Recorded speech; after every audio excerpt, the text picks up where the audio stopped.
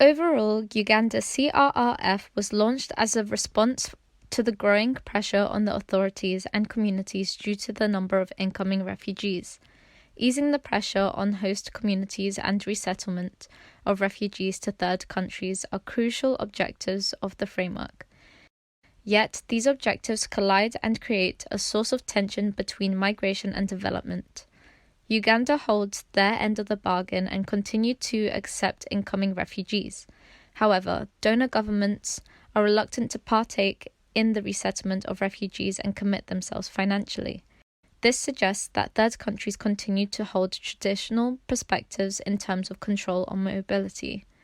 As part of these views, it would be expected that donor governments are committed to investing in development to keep people where they are.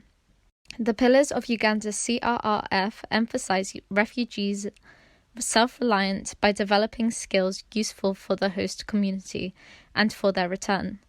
The assumption that individuals will return home, in addition to the donors' reluctance to share responsibility, questions the CRRF's underlying nature of the interaction between migration and development. Now that we have seen the policy, perhaps you are wondering if it lives up to its promise for development. So let's dive into its critique. For the first critique, we focus on the return preparedness.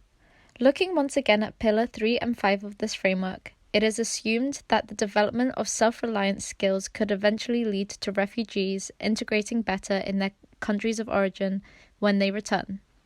The main issue of this assumption is that even though such skills play a significant role for the successful reintegration of the returnees, these are not enough.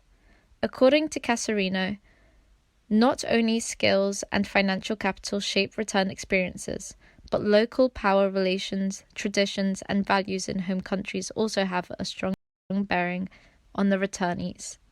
Capacity to invest their migration experiences in their home countries.